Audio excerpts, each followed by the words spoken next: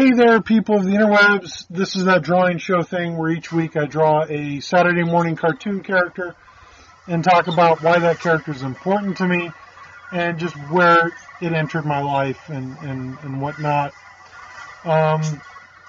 This week, or this whole month, we're doing something a little different as we're focusing on Disney characters because March 25th in Marietta on Lemon Street, I'm going to be doing a artist showcase, local artist showcase at the 8-Bit Brewing Company from 6 p.m. to 11 p.m.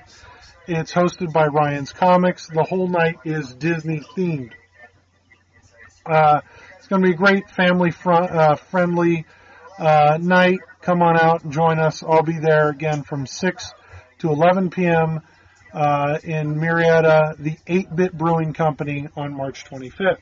And so since that show's coming up, it's Disney themed, I've just been diving deep and getting my Disney on, as it were. And so today I'm doing Goofy. I've always loved Goofy. Goofy's by far my favorite Disney character. As a young child, I had a small passion for physical comedy. I love physical humor. In Gilligan's Island, I was a big fan of Bob Denver. Was one of my favorite actors as a kid on Gilligan's Island. His physicality that he was able to present. And years later, I would fall in love with Chaplin, and I still have a passion for physical comedy.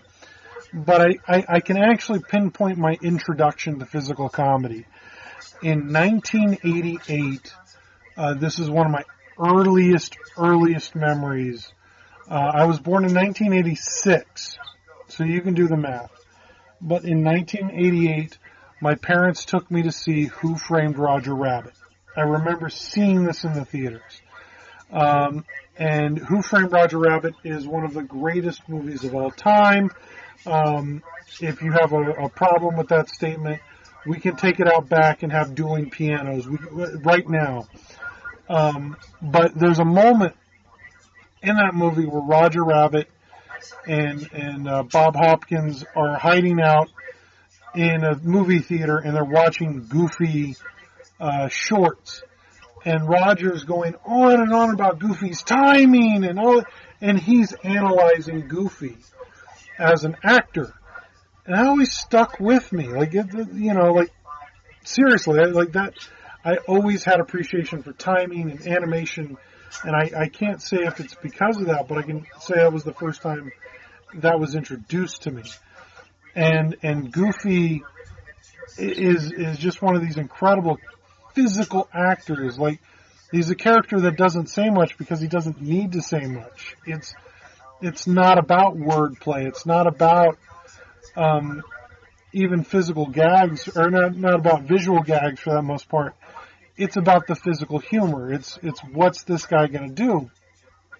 And in the 1950s, because all the Disney characters evolved.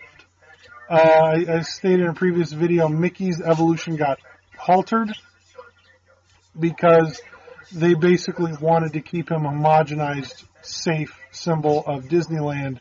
That's smart. I don't blame him for that. But Goofy's evolution and Donald Duck's evolution are very different. Donald Duck gets this whole world onto his own. With Duckburg, it gets flushed out. We get villains, we get heroes. He gets relatives.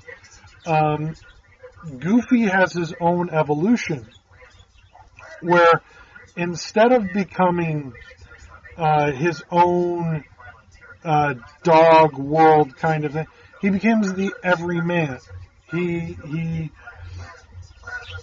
in 1950 they start doing these tutorial videos on how to golf and how to set the VCR timer and you get very famously Goofy's Father's Day off or Mother's Day off, or where Goofy is trying to take care of his household and is making a mess at every chance, and he becomes the everyday dad. And in 1950s, that's a powerful statement. He becomes the everyman. And I love that about Goofy, because he still has that comedical timing. He still has that incredible physical comedy as a character. You look at like the golf short where, how do you play golf? And the narrator comes on and shows him how to grab the golf club, and his fingers start interlocking, and he creates this knot around the golf club. It's hilarious. I can't do it justice because when you talk about a joke, you ruin the joke. If you have to explain the joke, then it's not funny. And Goofy is just this character who, as a kid, I actually studied. I had the VHS copy of Prince and the Pauper. I used to think it was the Three Musketeers movie. I recently rewatched it. That scene's not in there. But in the Prince and the Pauper VHS, there's a scene where Goofy falls out of a window. I laughed so hard as a child at this that I stopped the movie, rewound it, played it again. And then I kept doing this, just void of all contact, forget the movie. I wanted to study the timing of Goofy, the way he fell out of the window, that moment where you get the after he fell. Like, I can't do his voice justice, but like I studied the timing of Goofy as a child because this was physical comedy at its best. Like Chaplin once talked about the Looney Tunes. He said they kind of put him out of business because they could keep getting hurt and get right back up. And Goofy is in that vein of the last surviving remnant of silent comedy, silent actors, physical comedy, because he doesn't need to say anything. I mean, yeah, with Goof Troop, he evolved again. He became the single father, and it became more emotional, which is a great evolution for a character. I can't stress that enough. Like, the extremely goofy movies, and that's just character growth at its finest. And I believe that comes out of the Father's Day Off, because you see Goofy as a single father in the 1960s, and in the 1990s he is a full-time single father. And that's character growth. That's character development for a fictional character, and that's incredible. But for me, I will always love those 1950s Goofy shorts where he's the everyman. He's trying to just set, this sketch that I'm doing here today is from the How to Play Baseball short. And it's just fun. It's a lot of visual gags, but it's also a lot of physical comedy with the cleats and the just spoofing baseball. And it's funny stuff. And to me, that will always be Goofy. I will always look at Goofy and I will think of the physical comedy. I will think of just in the animation quality, the best rubber band elastic animation ever produced by man.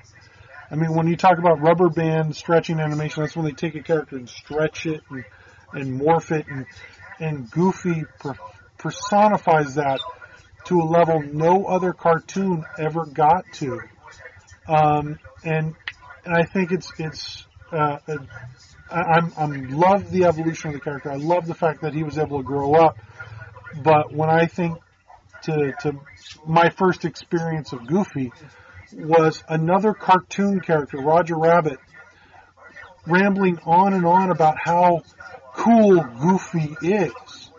So to my 2-year-old brain, 2 or 3-year-old brain, Goofy will always be cool. That's just how it is. That's my first imprinting of Goofy, and he's just gonna be a cool character. Like, he doesn't ooze machismo, but he's a kind-hearted character who's a master of his craft, and that craft being physical comedy. And so I just love this character, and I love what he's come to represent.